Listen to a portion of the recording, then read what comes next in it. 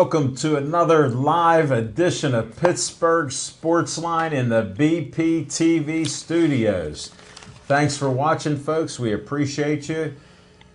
We got a full control room. We got Devin Shea. We got Noah. We got our new intern, Steve.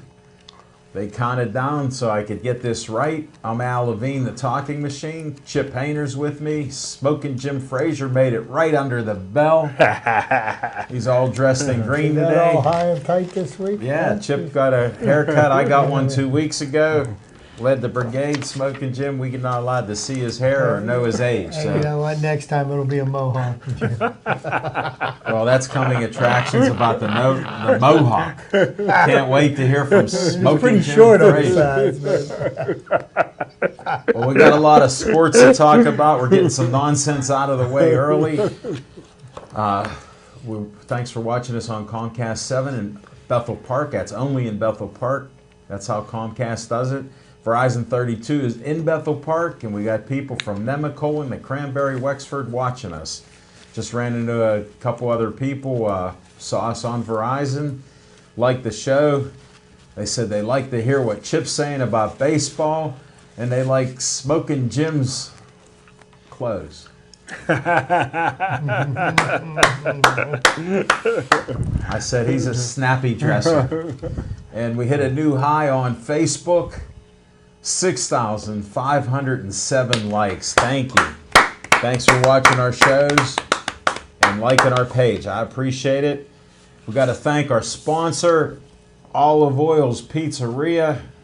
Give us an XL pizza and a steak hoagie. Just delicious. Can't beat it. Hillcrest Shopping Center. I got the number memorized. 412-831-1900. Give them a call. They do have $5 large pizzas until 8 o'clock. Call and get your $5 large pizza. You too, Smoking Jim. Oh, no, you can't. We'll be done at 8. Yeah. Maybe they'll hold it for you. We'll see. I'll call down. Say you know the talking machine. Joey Favis Childhood Cancer Foundation. Donate $1. They got a 5K and walk run coming up in September. Check it out. Poor Joey didn't make it to his 9th birthday with DIPG, a dreaded form of brain cancer. All the money goes to the doctor to try to find out about DIPG. It's a dreaded disease. When a kid's diagnosed with it, they have less than a year to live. It's a sad, terrible disease, but we're supporting Joey Favis. All right, something in Bethel Park. We got the Bethel Park Historical Society. They have the Schoolhouse Arts and History Center. There's people that rent from them. They have activities there. They have a library. They got all kind of things there. You can donate as little as $1 there. Help them out. They got the trolley there on South Park Road. Just a good organization. All right, Dave Cable had some fun at my expense. Uncle Al wants you to be at BPTV to help out. Volunteer today. 412-831-3304. You could be like Noah, you could be like Steve, and you can be like Devin. And all of us here that volunteer our time. Nobody can be like Devin. I mean, Devin is one of a kind. The mold was broken after Devin was made. Yeah, he set up the cameras. We're without a cameraman in here, folks. Got all 3 cameras going there. I don't know which one to look at now, but no, I still got one more promo. BPCF, Bethel Park Community Foundation, has money for you and your organization in Bethel Park from $100 to $5,000. Go online, bpcf.org, get an application, apply for some money. They have meetings every couple months. Maybe you can get some money there, and it's a great organization helping out people in Bethel Park and the good things they do. Well, that's all I got. We're going to start What's on Your Mind now. Smoking Jim's here. He's ready. I'm going to kick it off. Smoking Jim Frazier, what's on your mind? Thanks, Al Levine, the talking machine. And if you want the green, It's coming at you got the C, Levine. Thanks, buddy. But, hey, a lot on my mind. Start with one. All right. Thank you. But if you want to lose your honey, bet on money. I tell you what, brother. What? You know, the big fight is coming up this month. And oh my goodness, the big fight is coming up this month between McGregor and Floyd. I'm going to watch the weather. Yeah, yeah. And I think McGregor's going to knock out Pretty Boy / Money Mayweather, and it will be the biggest upset in sports history. You know, 4 years ago, McGregor was on welfare in Ireland, and it's a well-known fact that you do not want to meet somebody who's on welfare in Ireland in an alley or in a ring. That's a well-known fact. Hold it, he's fought and made money since then. Yeah, but he's still hungry. He's still tough. Nah, he's not. He's beyond your welfare thing. And there's nothing harder than government cheese in Ireland. So if you want to lose your honey, bet on money. I got McGregor all the way. And that's what's on my mind, the big fight. It's a shame that the sport has devolved to a point where a fight between McGregor and Mayweather is considered the big fight. Well, the biggest shame is this. Here, Mayweather needs to fight to pay off the IRS and the government. Well, you talked about it last week. And they continue. So did Al Capone. He went to jail for it. Just let Money Mayweather go to jail. I agree, but they keep bending over backwards, giving him all the advantages, but McGregor's still going to kick his butt. This is not a championship fight. Why are they fighting 12 rounds? That's the advantage for Floyd Mayweather. But why are McGregor's they even still using knock gloves?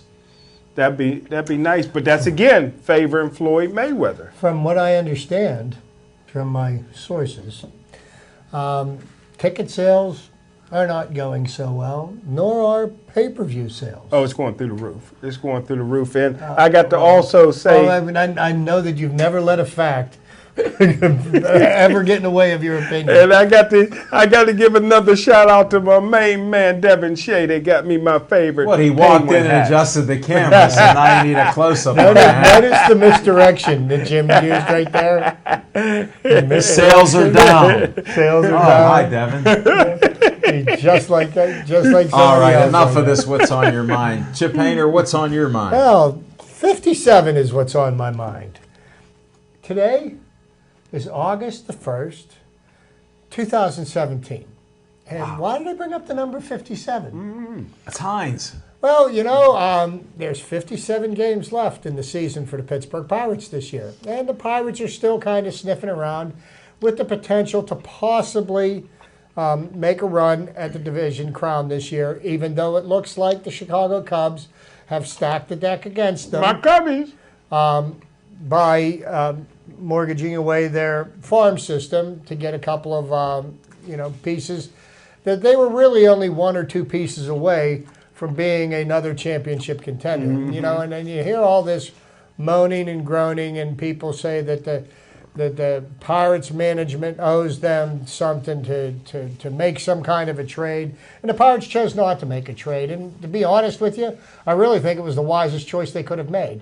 To be very, right now, if you look at the Pittsburgh Pirates, and if I were to tell me one player that you would say that if we traded for would make the Pirates a championship contender right now, are we one player away from being that team? And the answer to that question is no. And, and who are we going to give up to get that one player? We're going to take 4 steps back to try to take a step forward. I think basically the Pirates have the nucleus of a team that can compete and can compete for a division title. If not this year, and I do believe they're going to give it a run this year, but definitely next year. We've got the nucleus of a young pitching staff that is starting to prove itself. Some of these players are starting to perform better. Jameson Taillon has had his ups and downs. This is his first full major league season. Chad Kuhl is starting to come around. Trevor Williams is pitching pretty well. Ivan Nova has not been pitching well as of late, but has been pretty solid as a starter. And Garrett Cole seems to have found the stuff that makes him the ace of the staff. So I am going to, instead of spending my time and effort moaning and groaning about the money that the Pirates don't spend or won't spend, or the trades they could have made or they should have made. Fact of the matter was, if the Pirates had anybody that was worth trading to get some quality back, the trades would have been made. Other people were offering assets that were much more valuable than the assets that we were offering in trade. So, that being said, 57 games left. Starts tonight with the Reds. I'll be at 2 games this weekend, and I'll be at one of the games next week with the Tigers. We've got a home game against the Tigers. I love Major League Baseball. I love the Pittsburgh Pirates. I'm going to enjoy going to watch them play, and there's 57 games left. We'll see what happens. Hey, Chip, on the bright side, they're only 5.5 games out of first place.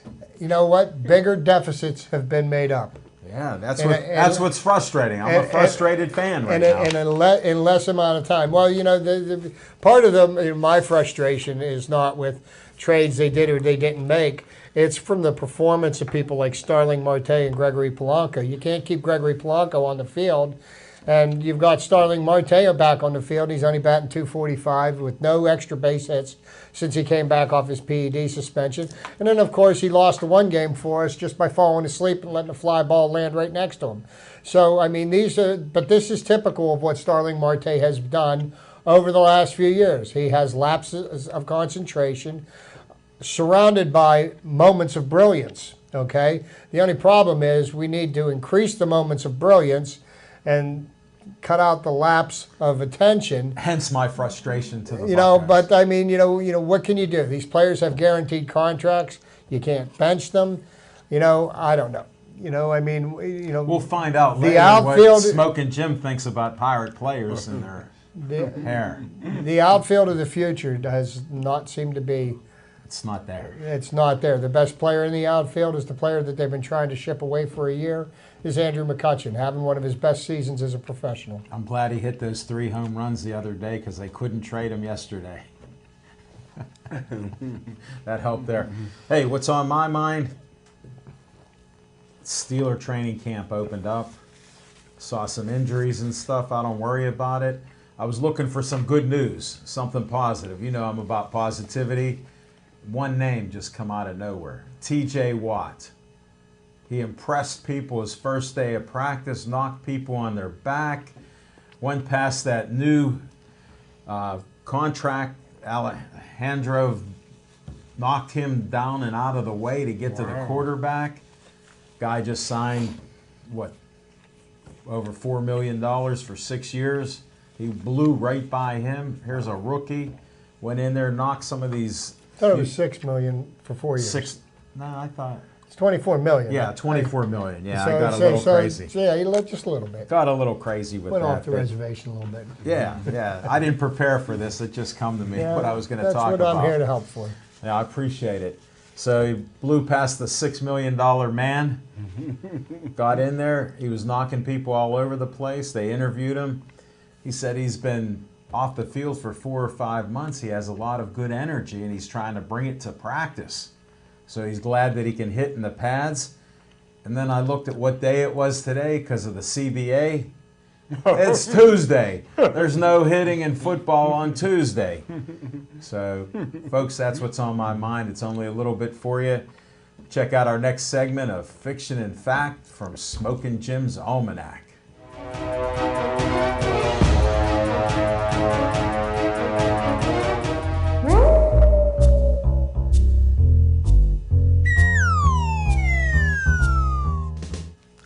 Thanks, Al Levine, the Talking Machine, and Fiction and Fact from Smoking Jim's Almanac. And I tell you what, man. I got to, first of all, say my San Diego story. My brother and his wife went to San Diego, and they went to watch. He's a big Pirate fan. His wife. And on their wedding day, a lot of people thought she looked like Paula Abdul. Is that her? No, I don't know. Paula Abdul. Real pretty girl. She retired. Yeah, and but they did it the day before Andrew hit the 3 home runs. So whatever it was, a 1-0 game, 2-1 game, or whatever it was. Mm-hmm. So the next day, my brother, who's been a San Diego Charger fan since he was 2 years old, Went to San Diego's training camp. They're still trained. They still have their training camp in San Diego, and he got to hang out with LT, LaDainian Tomlinson, the Hall of Famer. And I hear the Steelers are starting a Hall of Fame, so a Wall of Fame or whatever they're going to do. But anyhow, my fiction and fact from Smoking Jim's Almanac: the John Hines History Center ranks the 1987 National Championship North Hills team in '86, number 3 ranked in the nation, Gateway Gators, as their top 2 teams in WPIL history. Maybe perhaps the best team in the WPIL history, in my opinion, was probably the 1987 Gateway Gators, who was ranked in preseason as the number 8th ranked team in the country. Did you play on any of those? There was a Frazier there. His day. There was a Frazier there. That's after But his there day. was an ESPN. ESPN regularly was at Gateway because senior linebacker Curtis Bray was the number 1 ranked player in America that year. They had a 6'5", 290-pound two-way lineman by the name of Mike Lavorio, who was a first-team All-State and an All-American. Al Lardo, running back, was All-State running back and also an All-American baseball player. Went on to play a lot of years of baseball. How about Todd Washington, the quarterback and defensive back? The first white Washington I ever met in person. Most Washingtons I've known were black. I've never met a white Washington before Todd. Did you ever hear of the father of our country? But I never met him. Pull a dollar bill out of that pocket. Yeah, but I never Every met day. him. Every day you pull out Washingtons. In person, just think about it. You don't know any white Washingtons other than George. But I met one, and he played like a brother. How about a white cornerback? Doug Shear was a pretty tough one. Tight end Steve Rocco. How about? Are you making up names now? How about a scat back running back? My brother was on that team. Also, they had a fullback that everybody compared to Ironhead Hayward. What's your brother's name? By the name of Rod Bailey. What was your brother's Scooter. name? Scooter. Scooter. Frazier. He's a millionaire now. He's a CPA. Lives in Dallas, Texas. Named his first son Dallas. And how about one of the top attorneys in the state of Pennsylvania, Phil Delicente, was a star on that team. Big Phil was a tough guy. And my dad was the booster president, so a lot of money came up a little short. But that year, don't forget, Gateway was undefeated. Hold it, the statute of limitations isn't over. I got to correct Smoking Jim Frazier. He didn't really mean that. This is just off the top of his head. His memory's a little sketchy right We got a lot of toys over those couple of years. It must have been an alternative fact. But don't forget, Fake news. It was the first year of Woodland Hills High School. Woodland Hills merged about 7 different high schools at that time, and there was a lot of chaos, but a lot of talent. Woodland Hills that year was going to temporarily play in a broken down stadium that held 25,000, Turtle Creek's old stadium. And it was a safety hazard because the concrete was all chipped up. And it was only going to be 1 year. They were renovating Churchill High School's football stadium to accommodate the big crowd, which had lights, and that was going to be the second year. Gateway at the time ranked 8th in the country, looking for the showdown between the eventual number 1 team ranked in the country, North Hills High School. Everybody thought that would be the championship game at Three Rivers Stadium. And my dad, actually, as the booster president, got a plane to fly over the stadium on Saturday afternoon. Go said Scooter. Gateway number 1. Yeah, I should have said Go Scooter. Gateway number 1. And Woodland Hills played. I mean, they were starting to come on, but the people in Gateway and Monroeville was a little arrogant at the time, didn't see that Woodland Hills was really improving as the season went on, and Woodland Hills upset Gateway that day, and they decided to continue to play the games at Turtle Creek. So for the next 30 years, they played it. They called it the Wolverine. And the Wolverine gave birth to more NFL players, I think about 15. One's going to the Hall of Fame. And by Taylor. the way, they're renovating that stadium again and putting down a new playing surface. Wow. I drove by there, saw the crushed rock down there, putting down a new artificial surface. And I'm sure the principal beat up a few people to get that done.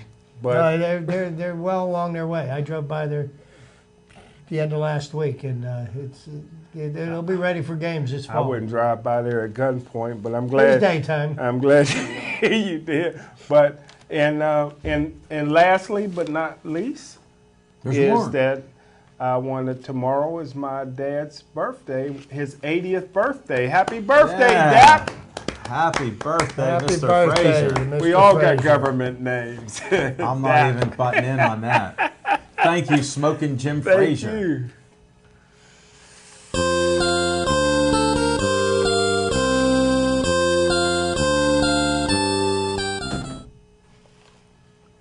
Good evening, everybody, and welcome to Chips Trivia this week. Of course, what else would I be talking about in the middle of summer other than baseball? So we'll start with July the 26th. Quite a number of memorable things happened on July 26th.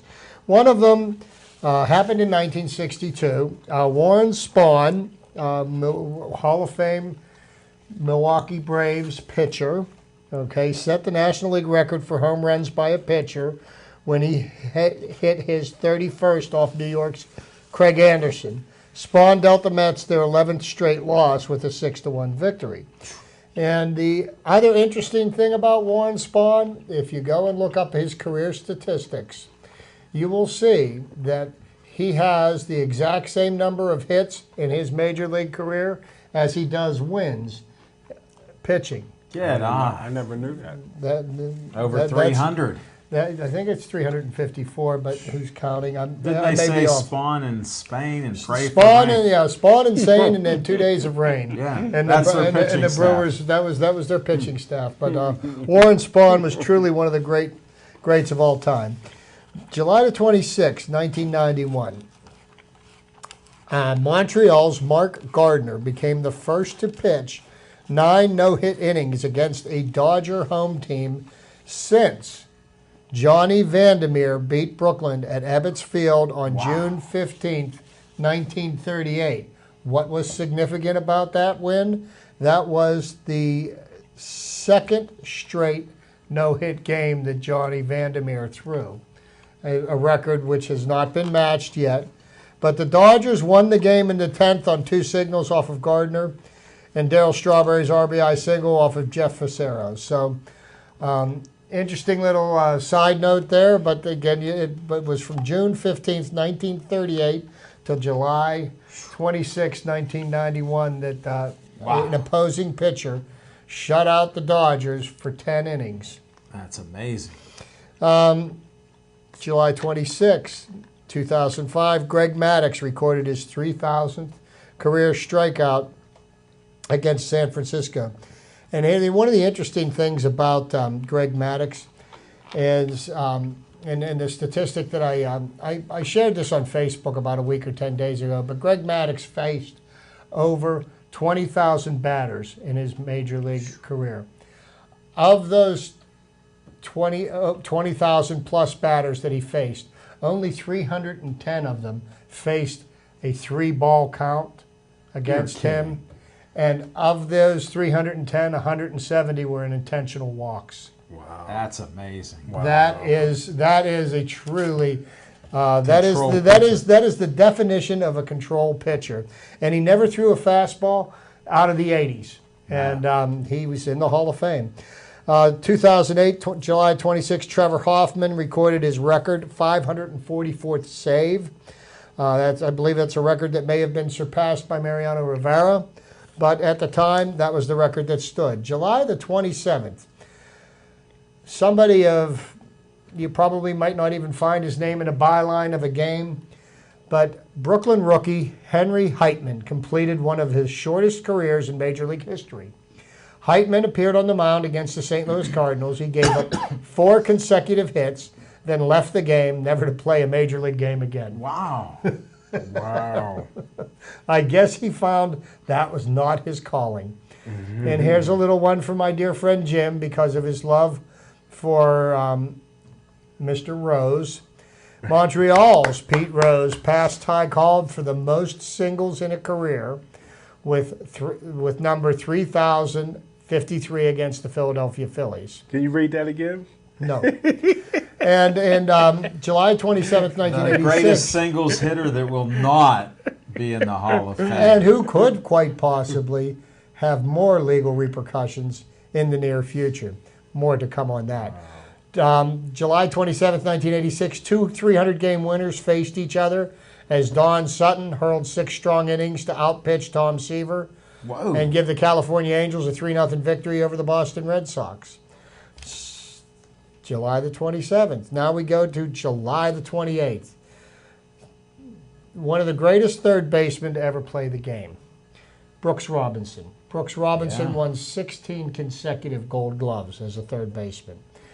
On July 28th, 1971, which also happened to be the year that the Pirates beat the Orioles in 7 games for the World Series, Brooks Robinson committed 3 errors in 1 inning against the Oakland A's. Wow. You know, here's a Gold Glove outfielder. And last week I talked about the George Brett's Pine Tar home run. Well, on July the 28th, 1983, American League President Lee McPhail ruled that Brett's Pine Tar home run against New York should count. The umpires had disallowed the homer because of the Pine Tar. The rest of the game was played August 18th with Kansas City winning 5-4. Just a couple more here. 1993, July 28th, Ken Griffey Jr. tied a record by a former Pirate. Dale Long tied a major league record by homering in his 8th consecutive game. Yeah. Something That's a record? That's a record. It's rare. Even the Juice King, Barry Bonds, couldn't do that. Cheating and all. See that? And guess where Ken Griffey is? In the Hall of Fame. Junior. All right, no, on July 31st, 1990, Nolan Ryan, 43 years old, won his 300th game, reaching the milestone in his second try. John Smoltz on July 31st, 2003, broke his own record as the fastest pitcher to record 40 saves by pitching a scoreless ninth. He got his 40th save on August 8th en route to breaking the National League record of 55. Wow. And last but not least, we're going to go back to Jim's dear friend, Mr. Rose. All right. Yeah, and this is another one to be proud of. Pete Rose, and August the 1st, 1978, he went 0 for 4 against Atlanta pitchers Larry McWilliams and Gene Garber to end his 44-game hitting streak. Oh, man. Bert Blyleven on August the 1st, 1986, threw a 2-hitter and struck out 15 to become the 10th pitcher with 3,000 strikeouts. And on 1994, August 1st, Baltimore's Cal Ripken became the second major league player to play 2,000 straight games when the Orioles beat Minnesota 1-0. Who was the first? Lou Gehrig. Lou. Lou Gehrig. And last but not least, congratulations to the 31st member of a very exclusive club. Adrian Beltre of the Texas Rangers joined the 3,000 hit club on Sunday by lacing a double down the left field line. He is now one of the 31st player to have 3,000 hits. And you know who else did not get 3,000 hits? I know. Barry Bonds. Barry didn't get it. No. But He was swinging for the fences at the end. I know that guy got ejected from a game recently too, didn't Huh. he? Beltre. He may have. When he moved to batter's box or whatever he did. But did you hear about Bartman? Yes, I did. Going to get a World Series Series ring, rings. which will wipe out 14 years of death threats. That's what you call Chicago justice. Thank you, Chip Hayner. Appreciate your trivia.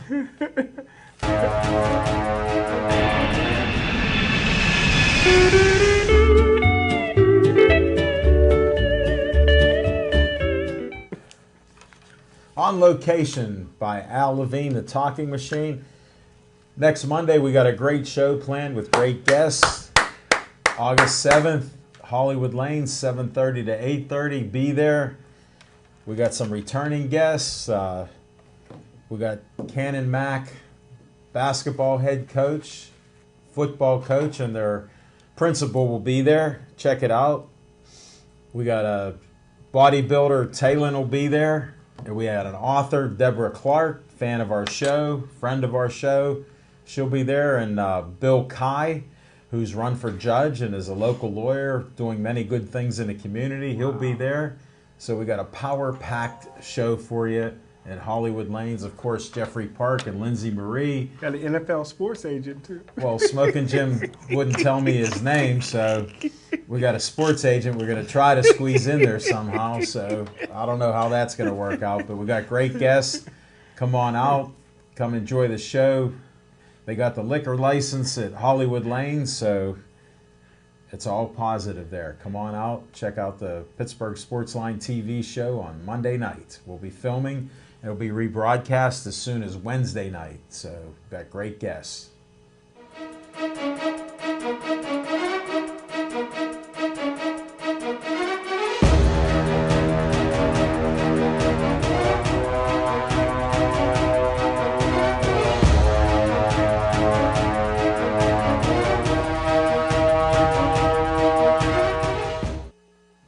Thanks for not switching that dial. And Chief, I hope you had your dessert. Thanks for watching our show.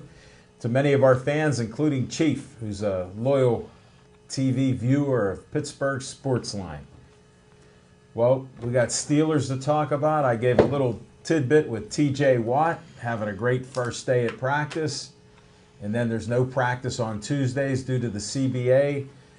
James Conner, I heard, has a shoulder injury. I don't know. Who's the guy who hasn't played yet, got hurt again, Chip? Tenquez Golston. Goldstein is hurt again. They carried him off the field. Yeah, at what point do you say, why is this guy taking up a roster spot? Former second-round draft pick.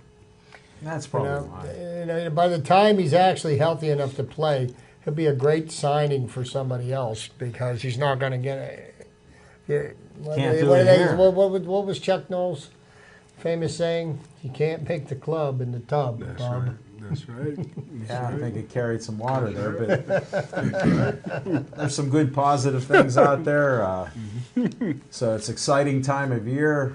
I've never been to a training camp. Smoking Jim, I don't think he's been to one either, but he reports on it. Any Steeler reports, Smoking Jim? So here's a question I have to ask. You're an NFL scout, and you played the game of football, and you've been in this environment. How important is it, and especially with a team like with as high-powered of an offense as the Steelers are supposed to have this year, somebody's absence from getting the repetitions, learning the new playbook for this year, bonding with his new teammates and everything. How important is that, and what kind of impact is Le'Veon Bell's absence from training camp going to have on the rest of the team? I don't believe I understand the first question. What was the first question? I don't think. Well, how is that? How important is what you develop in training camp? To building the team that you're going to go into battle with for 16 games? I think it's very important. Great question, Chip. I think it's as far as team chemistry. I think that's why they go away to training camp. If it wasn't important, everybody would just stay at home and commute. But I think it's important to get to know one another. Back, Vince Lombardi, I think, was the first one that used to make white ball players room with black ball players, so that you get used to one another. And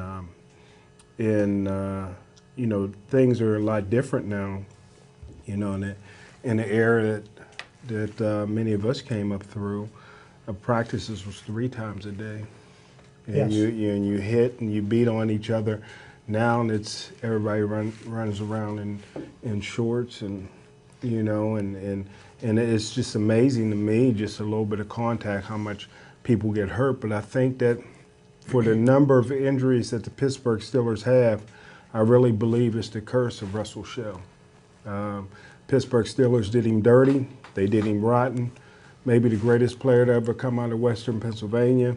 9,000 career rushing yards in high school when they wouldn't even give him an opportunity to come to training camp, which I think is a real shame. And I'm not surprised that the Steelers are getting running backs hurt, running backs unsigned, running backs wrestling on WWE and unsigned. So, I'm sure that we don't know the entire story about what went on with Russell Shell and why he was not asked to come to camp. But, do you think that maybe, some of the problems that he's had, and I'm sure he had the problems in college, as it didn't work out for him playing at Pitt. And he really didn't excel that well playing at West Virginia. I mean, do you think that off-the-field issues could be more of why he's not here than his performance on the field? Well, the Italians always say that fish stinks from the head. And when you had Dan Rooney, a class guy, and the chief, they recognized the importance of their fan base in Western Pennsylvania. Even though the Pittsburgh Steelers are probably America's most popular team in the world, Dan Rooney and the chief would not bring in a Western Pennsylvania kid and not give him a fair opportunity. If he had that much baggage, they would not give him a chance at all. But I think that Art Rooney II, who does not care for me, and Art Rooney II is not a football man. This is a guy that wanted to be the next Perry Mason but couldn't win a case. So he backtracked and became, the owner of the Pittsburgh Steelers. He really don't like football. His decision that he's making is destroying the organization, crippling the organization. Firing Bruce Arians was one mistake. Letting Dick LeBeau go is another mistake. And not signing Russell Shell and cutting him in diapers was a huge mistake, and they're starting to pay the price for it now. Has Russell been signed by anybody else? Well, one thing about a rookie free agent, he had 5 offers right after the draft. And that's when you sign your rookie free agents to fill your roster. By the Pittsburgh Steelers signing him and backstabbing him and getting rid of him, and naturally they gave him his AARP papers, his retirement papers, because nobody's going to sign him after that, but he could have signed with another team. He reminds me of Terrell Davis, and Terrell Davis is on his way to Canton right now. Well, except for he got more kids than Terrell. Well, I think Russell Shell's work ethic. He's a baby machine. I think his work ethic or lack of work ethic is snuck through the cracks that Smoking Jim can't see because he only sees black. Name me 5 brothers that got a good work ethic. Come on, man. Walter Payton. 5 Curtin brothers. Antonio Brown's the only one. And Antonio Brown. Antonio Brown, James Harrison. That's 2. Larry Fitzgerald. Who? Yeah, that's 3. That's right. 3. Yeah. You had to dig for that third one, though. But I came up with it. Came up strong. Larry puts in the work, right? I don't know what kind of glasses you have on. They're not rose-colored glasses. RG me. Yeah, you did touch on something, Jim, that I think is really kind of telling. Brothers one of the things that I always knew about training camps going up is that you have to condition the human body to be able to hit and to be hit. Mm-hmm. And I think that what they've done is there's so little hitting going on that you see so many more injuries that guys would have in the past would have just played with. But now you've got everybody's banged up, and after the first day of hitting, you've got everybody walking around with ice packs, and now it's like but the young guys, they've got to learn how to. And if you look at just around the NFL, with the lack of hitting in training camps, the lack of hitting in practices, look at the quality of the tackling that you see. You don't see it. Yeah, but this goes to the deeper question. There just were 111 players turned in their X-rays. Or their brains, yeah, right? But 110 had CTE. Well, right, but the reason why 111 turned them in was because they had signs of it. But I understand that. But this is the tip of the iceberg. they're changing the way the sport is played. It's a violent sport. And They don't like all the hitting. I just heard a statistic that player injuries in the NFL are 4 times all the other pro sports combined. yeah, and 4 times as many. and So you can get hurt not practicing, putting your shoes on, and then getting Right. hit or walking but, through. But my So point there are is, injuries in football. but you know what? We know this when we go into playing the game. When you decide that football is the professional sport that I'm going to pursue, you know that there are going to be injuries. Yes, you know you're going to be doing damage to your brain. So I think that knowing all that we know now about CTE and brain injuries and body injuries and everything like that, how do these players get to the point where they can turn around and sue the NFL? Because they're walking in with their eyes wide open. Well, that's why players are leaving now after their first contract or during their first contract. White players. No, black players. A black guy started a farm. Really? Oh, Yeah. okay. The brother got he a started farm. Right? Okay. But black or white, it doesn't matter. But my favorite football player of all time wrote a book called They Call Me Assassin. I actually read that book, Jack Tatum. And he said in that book, and I quote, the opening. he said that they used to have a bet with the Raiders and for knockouts or taking guys out on the stretcher. If you limped off the field, that didn't count. You had to be carried off or taken off in a stretcher. And that's what I used to watch football for, roller derby, hockey, for the fights. Hold it, let me give you an announcement. Those days are over. Yeah. They don't even sell the videos Jim, that showed the greatest Yeah, knockouts. I didn't know that. I used to I love didn't know watching that. I'm the serious. defensive linemen when they had the head slap. I love that. Okay, the Deacon clothesline. Jones and them. Yeah, when they used to clothesline Dick Night people. Train Lane. Yeah. Oh man, and yes, It's Jack changed. Tatum, and I do remember a certain Daryl Stingley who not only got carried off the field and never walked again. Yeah. Yeah, he ducked his But head. football has changed. My point, it's changing into something that we're not going to like 100%. It's changing how the players look at it. Look at the players that don't play preseason and come out like a shotgun and can run. It doesn't matter about that chemistry.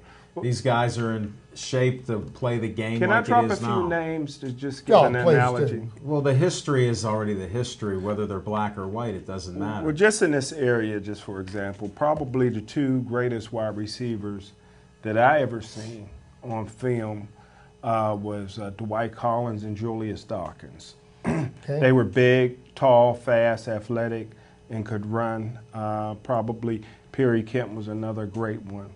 You said you're going to name 2. Now you name 3. But the 4th one, now that teams are going, high school teams are going to 7-on-7, which is like AAU ball. Now that teams are not hitting in practice or practicing 1 time a day. Probably the greatest receiver I ever seen was a kid named Herb Pinckney, a black kid with green eyes.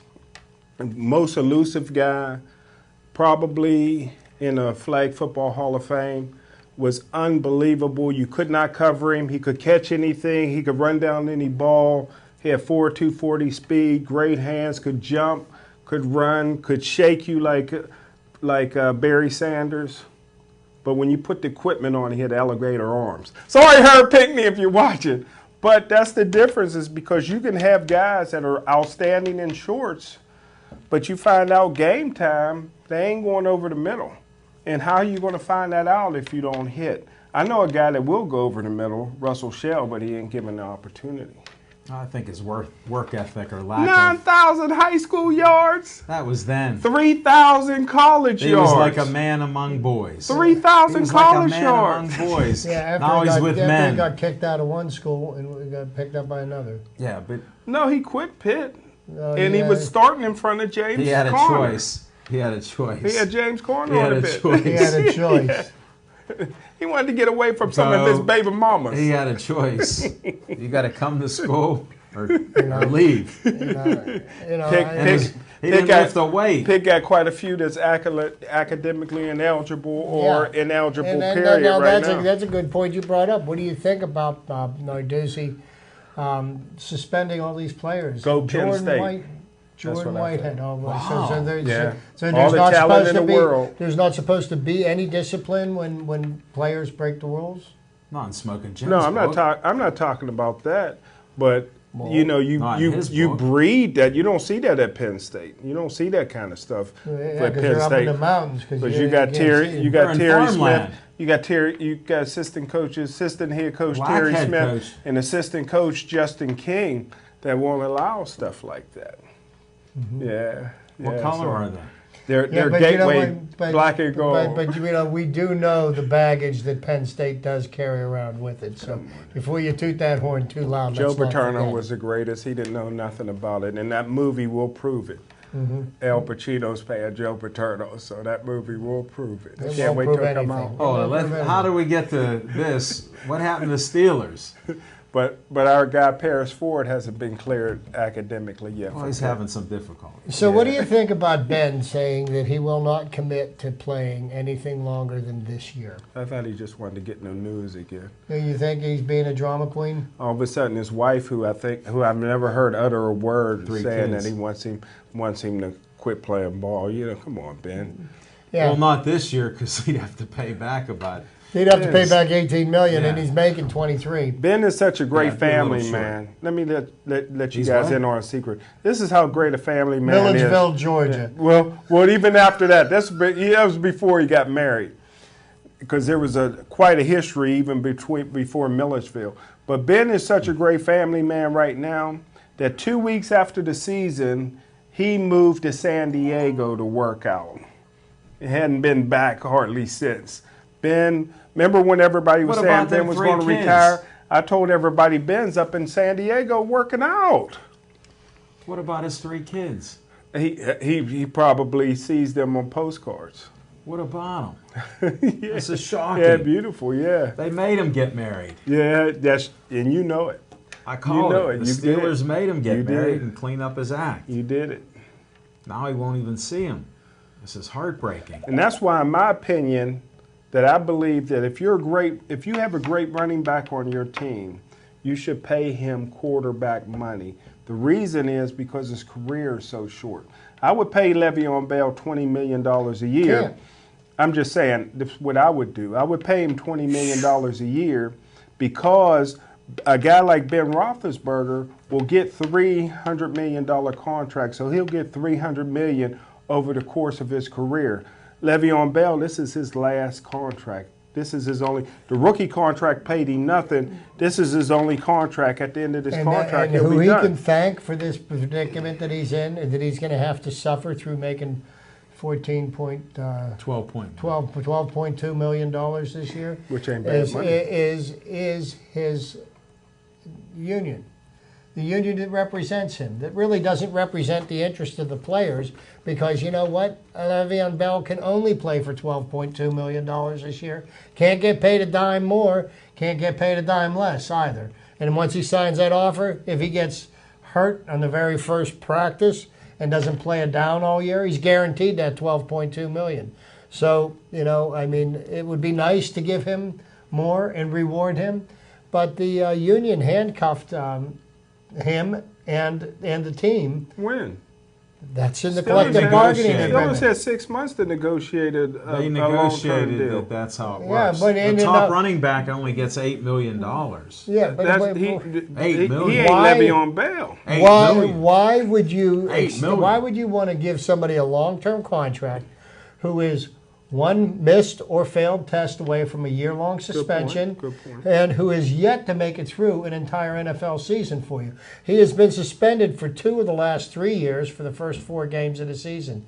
So here is somebody that, in my mind's eye, he needs to prove that he's worth extending a long-term contract Well, or let me- more guaranteed money, Well, let me ask you because he this. hasn't proven himself Other yet. than Tom Brady, you name me 5 quarterbacks that played a whole season, including Ben. Everybody gets hurt, but they only talk about the running back that gets hurt. No, that caught but- 75 but- passes. but what about and the was failed unstoppable. tests? 73. And the I agree with suspensions that. for, I mean, the that makes it. You suspension- make a good point And even there. even though it's just marijuana, and you know everybody has their personal opinions about that, but at this moment and until this changes, it is a banned substance in the NFL. So if you test positive for that's it, a good point. whether you agree with it with medicinal use of it or what, until those rules change, which will not happen until the next collective bargaining agreement, which is what, in 2020? Yeah. You know, so most of the guys that are in the league right now won't even be in the league by the time that happens, and so the people that are would possibly benefit that are in junior high school and high school right now. Well, that's a good point, Chip. But who I'm worried about more, because eventually Le'Veon Bell's going to come in. He's not going to pass up that $12 million. Oh, no. But who I'm worried about more is Martavis Bryant. Now, why is the NFL messing with him? You know what? He forgot to go by the rules and pick a rehab place. I think he did. He brought that on had himself. a year to pick a rehab place. And I'm not sure and when guess he's going what? to be He able forgot. How You do know, you do that? That's You know, one of the stipulations. That's one of the. That's the first stipulation. You know, that's one of the. You know, then asterisks by I was that. not aware of that. And Yeah. if that is the case, you know, He needed a rehab facility. They set down the rules, the steps that you've got to take to. Steelers should have held his hand on that. They weren't You know, allowed. unfortunately, They weren't Jim, allowed. you know what? He's a grown man, and he shouldn't have to have his hand held.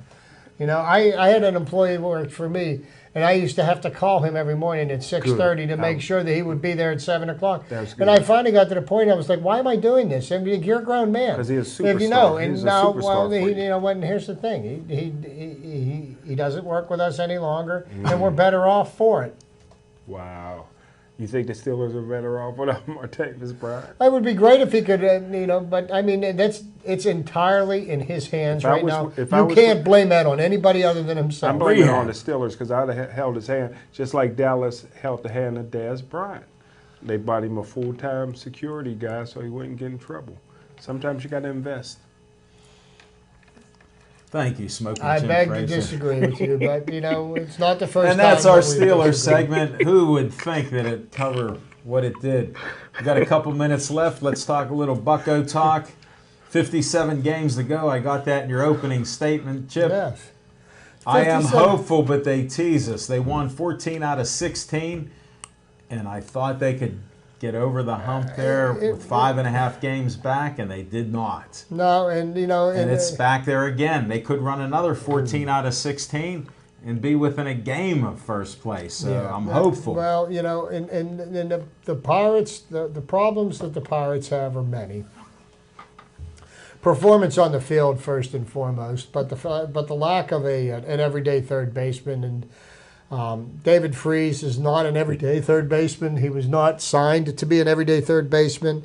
You know, the legacy of Jung Ho Gong, and I do believe that he's played his last game in a Pittsburgh Pirates uniform. You know, the Pirates are going to have to, move on. They're going to have to either look for somebody in free agency over the course of the winter to take his spot, or develop one of their younger players. I would like to see Jose Ozuna start working out at third base. I believe that he could potentially be the answer, but he hasn't had enough of a chance. But as the season progresses and it gets to the point where it's more likely that we're not going to have a chance for the division, they had to just trot him out there every day and let him play, send him to winter ball, learn how to play third base, and go into spring training with him, because he's got a nice bat. Yeah. He can produce the offensive numbers, and I think if he got comfortable in a fielding position instead of going here, there, and everywhere. But that all being said, I'm going to let Alan wrap things up. We're getting down to the last few seconds of our Thank you, Chip. weekly excursion. We'll try to wind this show down. Thanks for watching us. We appreciate all our fans. Thanks to Devin, Steve, and Noah in the control room. We appreciate that. You've helped to make us look good and have a well-run show. Thanks for the graphics from BPTV and Dave Cable. And thanks to my co-hosts, Smoking Jim Frazier, Chip the Prophet Hayner, and myself, who all agree to disagree when Smoking Jim gets on a tangent here. And somehow he's always talking black and white. I can't figure it out. I don't figure this out because I don't see any colors. I just see the plays on the field. Go Steelers, and stay Joey strong.